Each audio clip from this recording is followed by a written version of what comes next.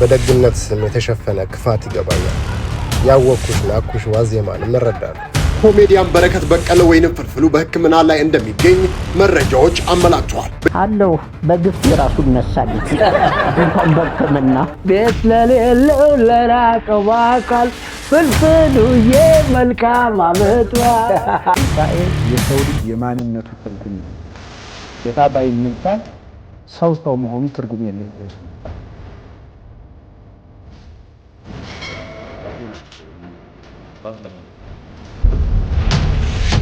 ስድስት ጊዜ ሄደ ታሪክ ጽፎ ይፈንድ ደረብሻችሁ አናያጣው ነው አረሳችሁላችሁ ነው ያስባለሁ ያልኩኝ ነው። እኔም ደህና ነኝ። ደህና ነን። አንተ እንዴት ነህ? ይሄት አይደል? ይሄት ናት? አብይ ጾም እየተጾም ነበር ለጊዜ ቢቀር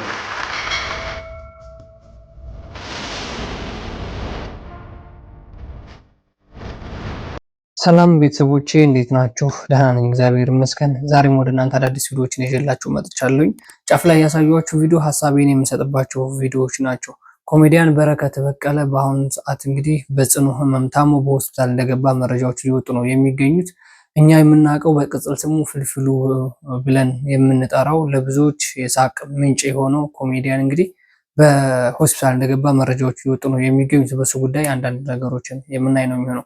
ሌላው በኢትዮጵያ ላይ እንግዲህ በአንድ ህፃን ልጅ ኮንተንት ክሬተር ተብሎ በዓለም እየተመዘገበ ያለ ህፃን ልጅ አለ። እሱ ህፃን ልጅ ማን ነው? ምንድነው የሚሰራው? እንደዚህ ኮንተንት ክሬተር ተብሎ ከኢትዮጵያ አልፎ ውጭ ድረስ መነጋገሪያ የሆነው ምን ሰርቶ ነው? አብረን የምናይ ነው የሚሆነው። ሌላው ጠቅላይ ሚኒስትራችን እንግዲህ አባቶችን ሰብስበው ስለ አባቶች ድንቅ ንግግር የተናገሩበት ሁኔታ አለ። ብፁዕ አባታችን አቡነ ማትያስን እነሱ ለኔም አባቴ ናቸው፣ ግድ እነሱን አባት ለማድረግ ኦርቶዶክስ መሆን አይጠበቅብኝም በማለት ድንቅ ንግግራቸውን ያሳዩበት ሁኔታ አለ። በሱ ጉዳይም ሐሳቤን የምሰጥ ነው የሚሆነው።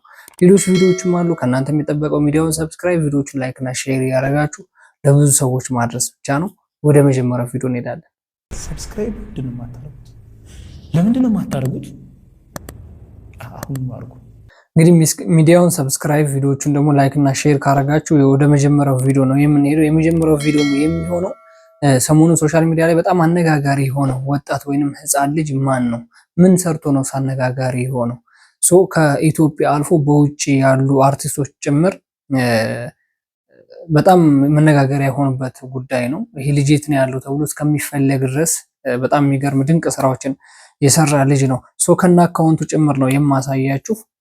ይሄ ከታች የምትመለከቱት ህፃን ልጅ ማለት ነው በቲክቶክ ስሙ ቃሉ ቡቲክ ይባላል እና እስከዛሬ ራሱ የእውነት ለመናገር ብዙ የቲክቶክ ኮንተንት ክሬተር የሚባሉ ሰዎች ጭምር አይተውታል ብዬ አላስብም። ቪዎቹ ሲታዩ ግን በጣም በመቶ ሺህ ራሱ የሉም፣ በሚሊዮኖች ናቸው ቪዎቹ ማለት ነው። የሚሰራቸው ነገሮች እንደምትመለከቱት የተለያዩ አክሽኖችን ነው የሚያሳየው፣ የተለያዩ ሪያክሽኖችን ነው የሚያሳየው እና ኢትዮጵያ ላይ እስካሁን ድረስ በእንደዚህ አይነት መልኩ ኮንተንት ክሬተር ኮንተንት የተሰራበት ሁኔታ እስካሁን ድረስ የለም። እኔ ራሴ አላየሁም እና ዘፈኖችን የውጭ ዘፈኖችን በማቀናበር የሆነ ነገሮችን በማድረግ ብቻ በኤዲቲንግም በምንም እያመጣ ሰዎች አይን ውስጥ ገብቶ ጥሩ አሻራ እንዲሰጥና የሰዎች አይን ትኩረት የሰዎች አይን ሚሮ ትኩረቱን እሱ ላይ እንዲያደርጉ ያደረገ በጣም ድንቅ የሆነ ታምር ነው። በነገራችን ላይ ይሄ ልጅ ብዙዎች አንዳንድ ጊዜ ደግሞ እርዳታ እናደርግለት ጭምር ተብሎ ቪዲዮ የተሰራበት የነበረ ልጅ ነው። ይሄን 2 ቀን 3 ቀን ያየሁት ቪዲዮና በጣም የታዘብኩት ነው በነገራችን ላይ። አንዳንድ ጊዜ ይሄን ልጅ እርዳታ ገንዘብ ሰብስቦ የሆነ ነገር ያደርግ ከማለት ይልቅ ትልልቅ ኮንተንት ክሬተሮች ኢቭን ከኢትዮጵያ ውጪ ወጥተው ከኢትዮጵያ ውጪ ይሄ የሚሰራው ስራ በጣም ቫይራል ስለወጣለት ከኢትዮጵያ ውጪ አልፎ አሜሪካ፣ ካናዳ የተለያዩ ሀገሮች ላይ ያሉ አርቲስቶች ጭምር መነጋገር ያደርገውታል። ኢቭን በሱ በሰራው ስራ ሁላ ዱት እያደረጉ አርቲስቶች የሰሩትን ቪዲዮዎች አይተናል። እና ሜቢ ከእንደነዚህ አይነት ጥሩ ኮንተንት ክሬተር ከሚሰሩ ሰዎች ጋር ማገናኘት እና የተለያዩ ዲዛይኖችን ከሚሰሩ ሰዎች ጋር ማገናኘት ነው እንጂ የሚሻለው እኔ በራሴ እንደሚገባኝ ሌሎች ሰዎችም እንደዚህ አይነት ሐሳብ አምጥተዋልና አይቻለሁ። አብዛኞቻችሁ በዚህ ሐሳብ ተስማማላችሁ ብዬ አስባለሁ በነገራችን ላይ እንጂ ገንዘብ ሰብስቦ ይሄ ልጅ የሆነ ነገር ያድርግ ብሎ ያ ገንዘብ ሰብስቦ መስጠት በነገራችን ላይ ልጅቱን እንደማጥፊያ ነው የምናየው። ምናልባት ከሶሻል ሚዲያ ሊርቅ ይችላል። ያን ገንዘብ ሲያገኝ ሊሸሽ ይችላል ከሶሻል ሚዲያ። ለምን በቃ ገንዘብ አግኝቻለሁና ይሄን ገንዘቤን ልጠቀምበት ብሎ ከሶሻል ሚዲያ እንዳይርቅ ብናደርገው እንደውም ወደ ሶሻል ሚዲያ እንዲቀርብና የተለያዩ ኮንተንቶችን ክሬት እያደረገ ቢሰራ እሱ እኛ ለሱ ከተረፍን እሱ ደግሞ ለሌሎች ልጆች ቢተርፍ በጣም የተሻለ ይሆናል ብዬ አስባለሁ። በነገራችን ላይ በዚህ ጉዳይ አዶናይ የጀመረው ቻሌንጅ አለ ብዬ አስባለሁ። ዴሊም ፔጅ ወደ ኢትዮጵያ እንደሚገባ ከአዶናይ ጋር አወርተዋል። ከዴሊም ፔጅ ጋር ኮንታክት እንዲያደርጉ አደርጋለሁ ብሎ ቃል የገባበት ሁኔታ አለ። ይሄን ነገር ደግሞ በተግባር እንደሚያሳየን ተስፋ እናደርጋለን። ስለዚህ እንደዚህ አይነት ነገር ባታደርጉ በጣም የተሻለ ይሆናል። በነገራችን ላይ ይሄን ሐሳብ የደገፍኩለት የዳሎል ኢንተርቴይንመንት ባለቤት ናቱ ይባላል፣ ናቱ ዳሎል ማለት ነውና ይሄን ሐሳብ በቲክቶክ መልኩ ሰርቶበት ነበረ።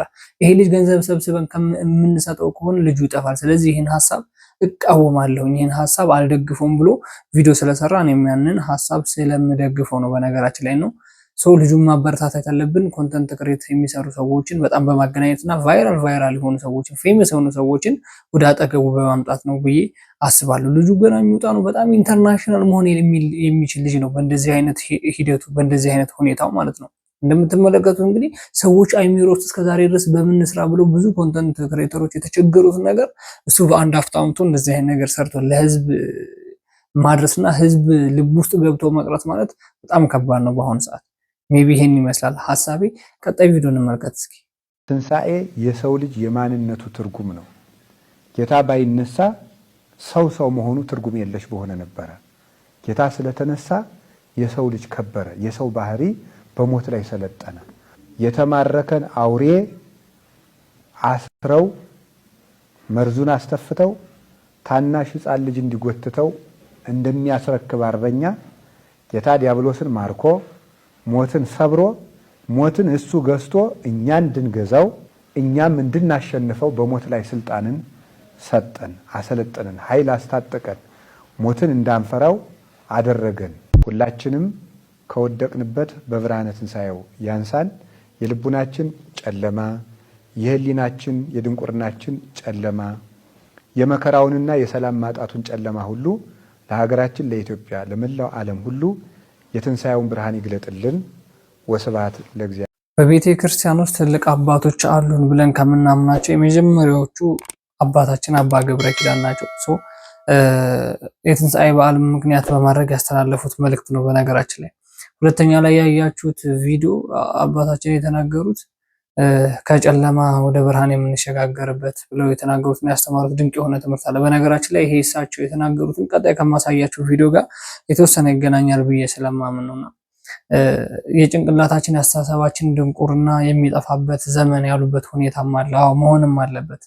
ጌታችን መድኃኒታችን ኢየሱስ ክርስቶስ ለኛ ሲል ጌታችን መድኃኒታችን ኢየሱስ ክርስቶስ የኛን ኃጢአት ለመደምሰስ ሲል በመስቀል ላይ የዋለበት ቀራንዮ አደባባይ የተሰቀለበት የተገረፈበት ምራቅ የተተፋበት ጊዜ ነው እና የዛን ፍቅር ስንቶቻችን እናስበዋለን? እሱ ያደረገውን እሱ ለኛ ሲል የተሰቀለውን እሱ ለኛ ሲል የተገረፈውን ግርፋት ስንቶቻችንን በእንባ እሱን የምናስበው? የእውነት እሱ ያደረገውን ነገር እሱ ለኛ ነው ለካ እንደዛ የተሰቀለልን የተሰቃየልን የተገረፈልን በይሁዳዎች የተሸጠው የተከዳው የሚለውን ነገር ስንቶቻችን ነው የምናስበው? በነገራችን ላይ ጌታችን መድኃኒታችን ኢየሱስ ክርስቶስ ሰዎችን በአምሳሉ ሲፈጥር እርስ በርስ ለመከባበር ትልቁ ነገር ይሄ ነው። ያስተማረው ስለ ፍቅር ነው። የተሰቀለበት ምክንያቱ ትልቁ ፍቅርን ለማስተማር ነው፣ ይቅርታን ለማስተማር ነው። ሜቢ ስንቶቻችን ይቅርታና ፍቅርን ተምረናል ነው። በነገራችን ላይ አንድ ቪዲዮ ላሳያችሁ። ይሄ ነገር የእውነት ከሰው በክርስቶስ ዘንድ ከተፈጠርን ሰዎች በክርስቶስ አምሳል የተፈጠርን ሰዎች እንደዚህ አይነት ነገር ማድረግ አግባብ ነው ወይ የሚለውን አንድ ቪዲዮ ላሳያችሁና ሐሳቤን ሰጥበታለሁ። ተመልከቱ ይሄን ቪዲዮ። በደግነት ስም የተሸፈነ ክፋት ይገባኛል። ያወኩሽ ናኩሽ ዋዜማን እረዳለሁ። አክብሮት ለሌለው አስተያየት አክብሮት የለኝም። መጠላት አልፈራም። ሁሉም ካልወደደኝ ደግሞ አልልም። ለምወደው ነገር መሰክራለሁ። መውደዴ ግን አምልኮት የለበትም። በነገራችን ላይ ይሄ ቪዲዮ በውስጥ መስመር የተላከልኝ ቪዲዮ ነውና እንደምትመለከቱት ምናልባት ሁለት ሰዎች ናቸው የተጣሉት። የሆነ የማያስማማ ወይንም ያልተግባቡበት የራሳቸው የሆነ ፐርሰናል ኬዝ ይኖራል። አንደኛው ምናልባት እዛ አካባቢ ዘመድ ቤተሰብ እናት አባት ሊኖረው ይችላል። እንደምትመለከቱት እንግዲህ ከአንደኛው ልጅ ነጥሎ ነው በእንግዲህ አጸያፊ በሆነ መንገድ እየደበደበው ያለው ማለት ነው። ሜቢ ይሄ ምን አይነት ድንቁርና ነው? መገላገል ነው የሚሻለው? ማስማማትና ማስታረቅ ነው የሚሻለው? ወይስ በቃ ይሄ የኔ ዘር ነው ይሄኛው የኔ ወገን ነው ብሎ ያኛውን ወገን መደብደብ ገባበት ገብቶ እንደፈለገ ማድረግ ይሄ በነገራችን ላይ ይሄ ያስተሳሰባችን ድንቁርና አሁን አባታችን የተናገሩት ያስተሳሰብ ድንቁርናችን የሚጠፋበት የሚገፈፍበት ዘመን አሉ እሳቸው ያሉትን ግን አብዛኞቻችን የተገበር ነው አይደለም ሜቢ ይሄ በጣም ትልቅ ድንቁርና ቢኖር ይሄ ድንቁርና ነው ሰዎች ሲጣሉ ለአንዱ ተደርቦ አንዱን ማጥቃት አንዱን መግደል አንዱን መደብደብ ይሄ ትልቁ ድንቁርና ይሄ ነው በነገራችን ላይ የተማርነውን የሆነ ተግባር ላይ የማናውል ሰዎች ለሰው ወደድ ባይሆነን ሰዎች እንዲወዱን የምናደርገውን ማናቅ ሰዎች በስሜትና በሞራል ብቻ እየተገፋፋን ለሰዎች ተደርበን አንዱን ሰው መንቀፍ አንዱን ሰው መደብደብ አንዱን ሰው የሆነ ነገር ማድረግ ምናምን ከዛ ቀጣይ የሚመጣ መከራ ደግሞ እናንተ ላይ ነው የሚያርፈው በነገራችን ላይ እግዚአብሔር አይጣለው እንጂ ይሄ ልጅ እንደዚህ እንደመታው እንደዚህ እንደደበደበው አጉል ቦታ ላይ መጥቶ የሆነ ነገር ይሆን ሜቢ እሱ እናቱ ወር ተመልሶ አይገባም ግን ይሄን ነገር በጣም ጥንቃቄ ብናደርግ የተሻለ ነው የሚሆነው በነገራችን ላይ እንደዚህ አይነት ነገር ብዙ ጊዜ በውስጥ መስመር ይላካል ቴሌግራም ላይ ይልክልናል ምናምን ነገር ሜቢ እንደዚህ አይነት ነገሮችን ግን ለመስራት ፍቃደኛ ስላልሆንኩኝ ነው ግን ዛሬ ደግሞ ይሄን ነገር ሳይው በጣም ተሰማኝና ሜቢ ሰዎች ጋር ለምን አላደርሰው ይሄ በብሔር ሊሆን ይችላል በቋንቋ ሊሆን ይችላል በጎጠኝነት ሊሆን ይችላል ይሄ ነገር እየተሰራ ያለው ለምን ካንዱ ተነጥሎ አንዱን እንደምትመለከቱት ገባበት ጅረቱ ሲገባ ቤቱ ሲገባ ተከትሎት ነው እየገባ ያለው እንደዛ እየደበደበ ማለት ነው ይሄ ከየትኛው ሰዎች አንግል የመጣ ነው እንዴ ማሰብ ለካ አቁማናል ወይ ማሰብ ትተናል እንዴ በቃ የሚያስብል ቪዲዮ ነው በነገራችን ላይ ስለዚህ እንደዚህ አይነት ሜንታሊቲ ያለን ሰዎች በነገራችን ላይ ቀጣይ የሚመጣው ነገር ብናስብ ጥሩ ነው ቀጣይ ጦስ የሚባል ነገር አለ ቀጣይ መከራ የሚመጣ ነገር አለ ያኛው ልጅ ይወደኛል ያኛው ልጅ ያከብረኛል ወይንም የዛኛው ልጅ ቤተሰቦች እንኳን አዳን ክልል ልጃችንን ብለው ግርማ ሞገስ ይሰጡኛል ከፍ ያደርጉኛል ብለን ምን በስሜትና በሞራል የምናደርገው ነገር ነገ ጦስና ጣጣ የሚመጣው ተመልሶኛው ቤት ነው ስለዚህ ይሄን ነገር ከጥንቃቄ አድርገን ብንወስድ በጣም የተሻለ ይሆናል ሌላው ቪዲዮ ያሳያችኋል አሁን ቀጣይ ማሳያችሁ ቪዲዮ ደግሞ የፍልፍሉ ጉዳይ ነው ሆስፒታል እንደገባ መረጃዎች ይወጡ ነው የሚገኙት እስኪ መረጃውን ሞቷልም ሆስፒታልም ገብቶ እንግዲህ ባልደረባዎቹ መተው ሲያጽናኑት የታየ ቪዲዮ አለ ማለት ነው እንመልከተው ኮሜዲያን በረከት በቀለ ወይንም ፍልፍሉ በሕክምና ላይ እንደሚገኝ መረጃዎች አመላክተዋል። በኢትዮጵያ የጥበብ ዘርፍ በተለይም በኮሜዲ ዘርፍ ትልቅ አሻራ ያሳረፈው ተወዳጁ ኮሜዲያን በረከት በቀለ ፍልፍሉ በድንገተኛ የጤና እክል ስትሮክ ምክንያት በአሁኑ ወቅት በሆስፒታል በሕክምና ላይ እንደሚገኝ ተረጋግጧል። መረጃው የአባይ ቲቪ ነው። ራስ ምታትም እየመሰለኝ ነበር። ችላ ማለት ግን መጥፎ ነው። አዎ ልክ ነው። ከዛ በኋላ ነው እዚሁ ስመጣ ስትሮክ መሆኑን ያወቅሁት። ስትሮክ ነው ያሉህ? ከዛ በፊት እንዴት ነበር የጤና ሁኔታ? እንደው ቀድሞ የምታውቀው እንደው ትንሽ ነገር ስትሮክ ድንገተኛ ነው ግን እንደው ተያያዥ ህመሞች ከዛ በፊት ያሉ? የለም በቃ ይሄ ስትሮኩ ምንም ድንገተኛ የዞርኝ የዛን ቀንም በቃ እኮ አትምጣ ምናምን ብለውኝ፣ ግን ሰው ተሰብስቧል፣ ኦዲየንስም አለን፣ እንግዶችም ጋብዘን ነበር አለ። የበዓል ስራ ነው እሱን እንትን ብዬ ከምመለስ ብዬ መጣሁኝ። ብቻ ያው እንደምታዩ ነው የሆነው። ለነገሩ በአንድ በኩል ሁሉም ሰው ተረባረበና ወደ ሕክምና እንዲመጣ አደረገው። እቤት ከሚሆን ይሁን እንደው በጓደኞች እጅ እያሳሳቁ፣ ለነገሩ እነሱ ሳይሆኑ አንተ ነው የምታስቃቸው የነበረው አሉ። እውነት ነው። የዘንድሮ ሕክምና ያው ከበድ ይላል፣ ይፈታተናል። በጣም ወዲያው ሕክምናውን ካልወሰድሽ እውነት ነው ጥሩ አይደለም። እና አሁን ከዛ በኋላ ወደ ቤት ሄጄ እነሱ መጥተው ወደ ሕክምና እስኪሄድ ቤት ሄጄ ራሱን ማረሰው ምንድን ነው እንዲህ ብድግ ስል ወደ አንድ ሳይድ ነው የማደለው፣ ወደ አንድ ጎን። አሁን ወደዚህ የሚሄድ ከሆነ ወደዚህ ነው የምዞረው እና ልክ ከመኝታ ስወርድ ባለቤቴ በር ክፈችለት ምናምን ትላታለች ልጄን። አንድ የሬስትሩም አንድ የውጭ በር ነው የምከፍተው። ምን ሆንሽ ሲባል ወዴት እንደሚሄድ ያላውቅም፣ ወደዚህ ወደዛ። ተመልካቾቻችንም ደግሞ በያላችሁበት በየእምነታችሁ የምትወዱትን አዝናኛችሁን ቤኪን ተመልሶ በጤና እንዲያገለግለን ገና ብዙ ያልተነገረ ቀልድ ያልተሳቀ ብዙ ነገር አለ ውስጡ። እዚህም አላረፈም አለው። በግፍ ራሱ እነሳለሁ። ቀኑን የምትነሳበትን ቀን ለማሳጠር ነው ጸሎታችን እንጂ ምንም አትሆንም። ጥሩ ተስፋ ሰጥተውናል። እንግዲህ ያው የሕክምና ባለሙያዎቹ ግፋቢል እስከ ዳግማ ትንሣኤ ድረስ ይነሳል ነው ያሉት። እሱ ወደ እንቅስቃሴ ይጀምራል። ከዛ ክትትል ነው የሚያስፈልገው። ለ3 ወር ለ6 ወር ያክል ክትትልና የሕክምና እንትን ያስፈልገዋል የሚል ነው። አዎ እና እረፍትም ደግሞ ያስፈልገዋል። አሁን እንግዲህ የብዙዎች የሳቅ ምንጭ የሆነው ኮሜዲያን በረከት በቀለ ወይንም እኛ በቅጽል ስሙ ፍልፍሉ በሚለው ነው የምናውቀው በነገራችን ላይና የብዙዎችን ቤት ጓዳ በሳቅና በደስታ ያንኳኳ ቀልዶችን በጣም የሚናገር በሱ ያልተደሰተ በሱ ያልሳቀ የለም። በነገራችን ላይ ሁላችንም እንደየሃይማኖታችን በእርግጠኝነት ጸሎት እናደርግለታለን። እስልምና፣ ፕሮቴስታንት፣ ኦርቶዶክስ አይልም። እሱ ፖለቲከኛ አይደለም። እሱ አርቲስት ነው። እሱ ኮሜዲ ነው። ሁሉንም ሰዎች እንደ ሃይማኖታቸው እሱ በተናገረው ቀልድ ያልሳቀ ያልተደሰተ ቤቱ ያልተንኳኳ አለ ብዬ አላስብም። በአሁኑ ሰዓት እንግዲህ በጣም አስከፊ የሆነ በሽታ ይዞት ነው ሆስፒታል እየገባ ያለው። ስትሮክ ማለት በጣም ከባድ ነው። በተለይ የደም መዘዋወር መቆም፣ የደም ስትሮክ ማለት ነው። ወደ ይሄ ትልቁ ኬዙ ምንድነው? ወዳልተባሉበት ነገር ነው የሚያስኬደው። ስትሮክ ማለት ወደ አንድ ወገን ስታስብ ወደ አንድ ወገን የሚያስኬድ ነገር ነው። በሽታ በጣም አጸያፊ የሆነ ነገር ነው። ሁላችንም በሃይማኖታችን እንጸልይለት ብዬ መልእክት ማስተላለፍ ፈልጋለሁ። በነገራችን ላይ የሱ ባልደረቦች ምናምን የምትመለከቷቸው እዛ ሄዱ የጠየቁት ኃላፊነት ወስደው እኔ የነሱ ማህበር ደስ ያለኝ የነሱ ትብብር ደስ ያለኝ ነገርና በጣም ያስገረመኝና ያስደነቀኝ ነገር ቢኖር ይሄ እነሱ ማህበር ቲማቸው የሱን ልጆች ቤታቸው ሲውሉ ወይንም ፍልፍሉ ሆስፒታል ስለሆነ ያለው የዋሉ ልጆቹን መልካም ልደት መልካም የትንሣኤ በዓል ብሎ በሚዲያ ሲያስተላልፍ እነሱ ግን የሱን ኃላፊነት ወስደው ልጆቹንና ባለቤቱን ጭምር በቤታቸው ውስጥ አብረው ነው ያሳለፉት። በነገራችን ላይ የሱ ባልደረቦች ቤታቸው አይደለም ያሳለፉት። ከሱ ጋር አብረው የሚሰሩ አርት ዘርፍ ውስጥ አብረው የሚሰሩ ሰዎች የፍልፍሉ ልጆች ይዘው ፍልፍሉ ቤት ነው በዓል ያከበሩትና በጣም ደስ የሚል ቲም፣ ደስ የሚል ማህበር፣ ደስ የሚል ጓደኝነት ያለበት የአርት ስራ ይሄ ነው። በነገራችን ላይ በጣም ነው የሚያስደስተው። መሀላቸው መቀናናት የለም፣ መገፋፋት የለም። ይሄ ክፋትና ተንኮል የሚባል ነገር መሀላቸው ላይ የለም። ያ ነገር ቢኖር ይሄ ሁላ ማህበር አይደራጅም ነበር ማለት። ስለዚህ ሁላችንም እንደ ሃይማኖታችን ፍልፍሉ ወደ ቀድሞ ማንነቱ ተመልሶ ወደ ቀድሞ ጤንነቱ ተመልሶ እንግዲህ ሁላችንም የቤታችንን ጓዳ በሳቅና በደስታ ያንኳኳል ብዬ አስባለሁኝ። ሁላችንም ጸሎት እናድርግለት። አርቲስቶቻችን በነገራችን ላይ በአሁኑ ሰዓት አስከፊ ሁኔታ ላይ ነው እየደረሱ ያሉት። ሆስፒታል ገቡ ሲባሉ ተመልሶ እየወጡ አይደሉም።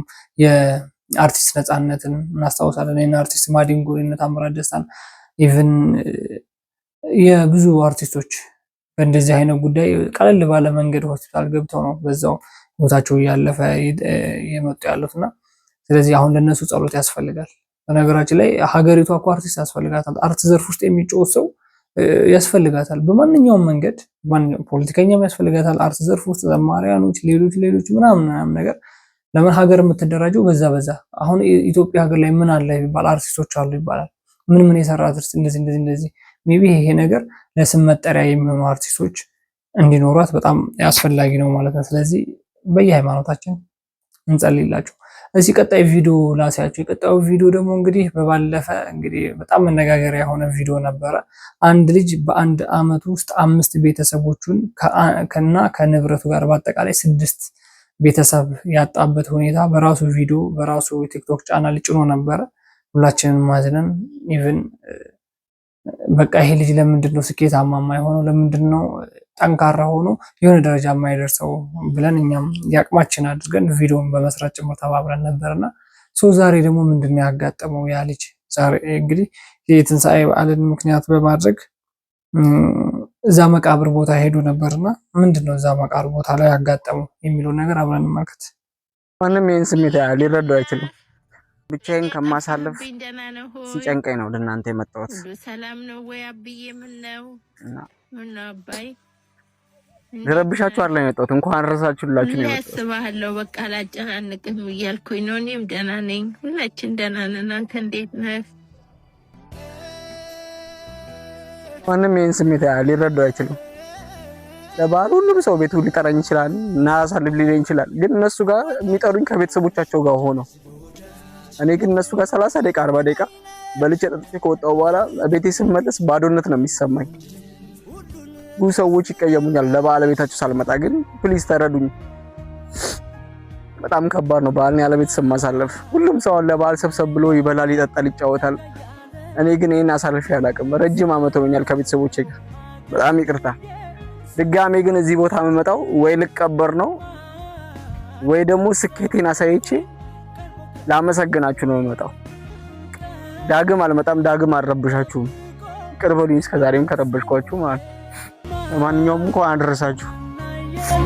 ይሄ ወጣት ወንድማችን እንግዲህ በአንድ ዓመት ውስጥ 5 ቤተሰቦቹንና 1 ቤት ንብረትን በአጠቃላይ 6 አሉኝ የሚላቸውን 6 ነገሮች በአንድ ዓመት ውስጥ ያጣ ወንድማችን ነው። እናቱን፣ አባቱን፣ እህቱን፣ ወንድሙን ጭምር 5 ቤተሰብ በአንድ ጉድጓድ ውስጥ የቀበረ ወንድማችን ነው። ሜቢ ፈልጉ አይደለም እግዚአብሔር ያመጣው ነገር ነውና በጣም አዝኖ በጣም ተበሳጭቶ በጣም ካሁን በኋላ እኮ ምንም የለኝም አሉኝ የሚላቸውን ነገሮች ሙሉ ለሙሉ ተነጥቄያለሁ፣ እኔ ተስፋ የቆረጥኩ ልጅ ነኝ እያለ በሚያለቅስ ጊዜ አይዞህ እያልን አበረታተነው ነበረ። በአሁን ሰዓት ደግሞ እንግዲህ የትንሣኤ በዓልን ምክንያት በማድረግ እንግዲህ እኔ ከማጋር ነው ማሳልፈው አሉኝ የሚላቸውን ነገሮች እንዳለ ክርስቶስ ነጥቆኛል ብሎ ያሰበበት ቦታ ሰዎች ጋር መሄድ አይደለም፣ ያሰበው ጓደኞቹ ጋር መሄድ አይደለም፣ መዝናናት አላሰበም። የተጠራበት ቤት ሄዶ ከተጠራበት ቤት አብሮ መዝናናትን፣ መብላት፣ መጠጣትን አልወደደም፣ አልፈቀደም። ማድረግ ያለበት ምንድነው? መቃብር ቦታ ሄዶ ቤተሰቦቹ ጋር የተወሰነ ሰዓት ማሳለፍና እናንተ ብትኖሩ ከሆነም እንደሌላው ቤተሰብ ኖሩኝ መልካም በዓል እናሳልፍ ነበረ፣ እየሳቅን እየተጫወትን በዓላቶችን እናሳልፍ ነበረ የሚል ነገር ነው የመጣበት ሜቢ። ስለዚህ ማድረግ ያለበትን ነገር አደረገ እና በነገራችን ላይ በጣም ሳየው ቪዲዮዎችን ሳይ ራሱ በጣም ነው የሚሰማኝ። ማለት በአንድ ዓመት ውስጥ 5 አሉኝ የሚሉት በህይወቱ ላይ አሉኝ የሚላቸውን ነገሮች መነጠቅ ማለት በጣም ከባድ ነው። ምን ያህል እንደሚያም ታውቁታላችሁ ብዬ አስባለሁ። 5 አይደለም 1 አካልን የተነጠቀ ሰው ምን ያህል ሁሌ እየተመላለሰበት እንደሚመጣ የማይረሳ የቁስል አሻራ፣ ጥቁር የቁስል አሻራ እንደሆነ እናውቃለንና እንግዲህ ይሄ መልእክት በነገራችን ላይ ማድረግ ለምትችሉ ሰዎች እሱን ፕሮሞት ማሰራት ለምትችሉ ፕሮሞት እየሰራችኋል እንጂ ሌላም ፕሮሞት ማሰራት የምትችሉ ሰዎች ብታሰሩት በጣም የተሻለ ይሆናል ብዬ አስባለሁ በነገራችን ላይ። እና አንዳንድ ጊዜ ሰውን ስናጣ ሁሉ ነገር ይርቃል። አንዳንድ ጊዜ የሆነ ነገር ስንነጠቅ በተደራራቢ ችግሮች ናቸው የሚመጡት። ሲመጣ የሚያምኑ ሲሄድ የሚያምኑ ግን ችግሮችን አተን ተጋፍተን ወደ መልካም ነገር ለማለፍ በጣም ብዙ መከራና ብዙ ፈተናዎች አሉ። ሁላችንም የሚሄድንበት አሻራ ስላለ ማለት ነው። ስለዚህ የዚህን ልጅ ህመም ያመማችሁ፣ የዚህ ልጅ ችግር የተረዳችሁ፣ የዚህ ልጅ ችግር የኔም ችግር ነው ያላችሁ ሰዎች እንዳልኳችሁ ፕሮሞት እያሰራችሁ ብታግዙት በጣም ደስ የሚልና ጥሩ ነገር ሰርታችሁ ትጸድቃላችሁ ብዬ አስባለሁ። በነገራችን ላይ በጣም ህመም ነው። በጣም ጥቁር የቁስል አሻራ ነው። መቼም ከአይምሮ ሊሰረዝ የማይችል መቼም ሊጠፋ የማይችል ይህን ያህል ምን አድርጌ ነው ብሎ ከሰው ሳይሆን ከፈጣሪ ጭምር የተጣላበት እና የተጨቃጨቀበት ሁኔታ አለ ብዬ አስባለሁ። በጣም ህመም ነው። በነገራችን ላይ 5 ቤተሰብ አጥቶ ሌላ ንብረትን አጥቶ ከዛ ውጪ በቃ አለኝ የምለውት በህይወቱ ላይ አሉኝ የሚላቸውን ነገሮች እንዳለ ከዜሮ ማስቀረት በጣም ከባድ ነው እና ይሄ ልጅ ለኔም ወንድሜ ነው፣ ለኔም ወዳጄ ነው። ስለዚህ ሁላችሁም የምትችሉትን ብታደርጉ በጣም ደስ ይለናል። ቀጣይ ቪዲዮ ማሳያችሁ ጠቅላይ ሚኒስትራችንና ብፁዓን አባቶች በአንድ መድረክ ተገናኝተው የተወያዩትን ውይይት ነው። በነገራችን ላይ ጠቅላይ ሚኒስትሩ እንግዲህ የተናገሩት ድንቅ ነገር አለ። አባቶችን አባት ማድረግ እፈልጋለሁ፣ አባት ለማድረግ ደግሞ ግዴታ ኦርቶዶክስ መሆን የለብኝም ያሉት እንስማቸው እስኪ። መቼ ነው መንግስት እናንተን በዚህ መልክ ጠርቶ እንወያይ ያላችሁ? የትኛው መንግስት ነው እንዲያነጋገራችሁ? ይሄ እውነት አይደለም። ይሄን እውነት አብይ ጾም እየጾምን እንኳን መናገር እንዴት ይከብደናል። ሌላ ጊዜ ቢቀር ማለት እኔ ወደ ቅዱስ ሲኖዶስ ዋናው መስሪያ ቤት ፓትርያርኩ ጋር ባለፉት 5 ዓመታት በትንሹ 6 ጊዜ ሄጃለሁ። 6 ጊዜ በአካል ለእርቅ ብቻ ሳይሆን ብቸኝነት ተሰምቷቸው ከፍቷቸው ይሆናል ብዬ ባሰብኩበት በጦርነት ጊዜም ልጠይቃቸው ሄጃለሁ በደስታ። ምን ያንስባቸዋል? አባቴ ናቸው። እኔ እሳቸውን አባት ለማድረግ ኦርቶዶክስ መሆን አይጠበቅብኝም። 6 ጊዜ የሄደ መሪ ማን ነው? ታሪክ ጽፎ የለ እንዴ? ታሪክ ትናገሩ የለ? አምጡና ከዛ ያነሰ ከሆነ እናያለን። ስብሰባ የሚመለከት ቢያንስ በዋና ዋናዎቹ 11 ጊዜ ስብሰባ አድርገናል እዚህ ቢያንስ ከዛ ይበልጣል። አንዳንድ ስደት ሲያጋጥም ተደጋጋሚ የምንገናኝባቸው ጊዜዎች አሉ። ግን ዋና ዋናዎቹን 11 ጊዜ ተገናኝተናል። ሀሳባቸውን ከሚደግፉ ሰዎች መካከል አንዱ ነኝ። የምደግፍበት ደግሞ ትልቁ ነገር ምንድን መሰላችሁ? ብፁዓን አባቶችን አባቴ ናቸው ለማለት ግድ እምነት መቀየር አይደለም። ማለት እኛ እስልምና እምነት ተከታዮች ትልቅ አባቶች አሉ የምናከብራቸው የምንወዳቸው፣ በፕሮቴስታንትም ኢቭን እንደዛው ማለት ነው። ሜቢ ከብፁዓን አባቶች ጋር ብዙ የሚያገናኛቸው ነገር አለ ጠቅላይ ሚኒስትሩ። በነገራችን ላይ እንደምናስታውሰው ባለፈው ከ2 ዓመት ይመስለኛል ቤተክርስቲያኒቷ ጥቁር የለበሰች ጊዜ ከብፁዓን አባቶች ጋር ተገናኝተው ትልቅ ውይይት፣ ትልቅ የመድረክ ፕሮግራም ያደረጉበት ሰዓት ነው። ብፁዓን አባቶችን እርስ በርስ ለማስታረቅ የተከፋፈሉትን ብፁዓን አባቶች በአንድ ላይ ሆነው አንድ ላይ ክርስቶስን እንዲያመልኩ ለማድረግ የዛን ጊዜ እንደምናስታውሰው ብፁዓን አባቶች ተከፋፍለው ነበረ። ቤተክርስቲያኒቷ ከነ ህዝብ ምዕመኗ ጥቁር ለብሳ ነበረ። ለኛም ድርሻ ይሰጠን፣ እኛም በቤተክርስቲያን ላይ እኮ ድርሻ አለን ተብሎ ለብቻ የተከፈሉ ብፁዓን አባቶች አሉ፣ በብሔር የተከፈሉ አሉ፣ በጎጥ ምናምን ያ ነገር ነበረና ከብፁዓን አባቶች ጋር በነገራችን ላይ አብዛኛው ሰው የሚገናኙ አይመስላቸውም። አብዛኛው ሰው የሚያወሩ የሚነጋገሩ አይመስላቸውም። ቤተክርስቲያን የራሷን የሆነ ትልቅ አሻራ እየተወጣች ነው በሀገሪቷ ላይ ከህዝብ በተሰበሰበው ማለት ነው። ስለዚህ መንግስትና ብፁዓን አባቶች የሚያገናኛቸው ልማት የሚባል ነገር አለ፣ የብሔር ብሔረሰቦች ጉዳይ አለ፣ የእምነቶች ጉዳይ አለ፣ ሌላም የሚያገናኛቸው ነገሮች አሉ። ስለዚህ ብፁዓን አባቶች እንደ አባት እየተከበሩ ነው፣ እየተከበሩ ነው። በዛው ልክ ደግሞ የማይከበሩበት ደግሞ ሌላ የራስ የሆነ ሌላ ፐርሰናል ኬዝ አለ። ኢቭን አይደለም ከሌላ ቤተ እምነት ሰዎች ጋር ከራሳችን ከኦርቶዶክሳውያን ህዝብ መንጋ የተጣሉ ኢቭን ውጡልን ከቤተክርስቲያን አንፈልጋችሁም እናንተ እዚህ ምን ታረጋላችሁ ተብሎ እስከሚሰደቡ ድረስ ቪዲዮ እየተቀረጸ ጭምር እየተላከለን እያየን ነው። ስለዚህ ይሄ ነገር በነገራችን ላይ ጠቅላይ ሚኒስትራችንና እነሱ ተገናኝተው የሚያደርጉት ነገር ለራሳቸው ይጠቅማቸዋል። በጣም አሪፍ ነው። ለራሳቸው በጣም ነው የሚጠቅመው መንገድ ምንድነው? ብፁዓን አባቶች ከጠቅላይ ሚኒስትር ጋር ይሰራሉ። አዎ ለሀገር ልማት ይጠቅማሉ። አዎ ቤተክርስቲያኒቷን ያስተዳድራሉ። አዎ እንግዲህ ጠቅላይ ሚኒስትሩ እኮ ስለ ቤተክርስቲያን ይመለከታቸዋል። ብፁዓን አባቶች ብቻ አይደለም የሚመለከታቸው። ብፁዓን አባቶች እንደ ቤተክርስቲያን ቢሾሙ እንደ ሀገር ደግሞ የሀገር አባት ናቸው ተብሎ ስለሚታሰብ ነው ጠቅላይ ሚኒስትር፣ ፕሬዝዳንት ምናምን ተብሎ የሚሄዱትና የሚወያዩት ስለ ሀገርም ስለሚመለከታቸው ማለት ነው። ስለዚህ ያን ያክል ደግሞ ሚስጥር እንደዚህ ብሎ ማውራትም ጥሩ አይመስለኝም። የዛሬው ቪዲዮ ይሄን ነው የሚመስለው ቤተሰቦቼ። ቀጣይ ደግሞ በአዳዲስ ቪዲዮዎች በአዳዲስ መረጃዎች ተመልሰን እንገናኛለን። እስከዛው ድረስ ሚዲያውን ሰብስክራይብ፣ ቪዲዮዎቹን ደግሞ ላይክ እና ሼር ያደርጋችሁ ለብዙ ሰዎች አድርሱ። ወዳችኋለሁ።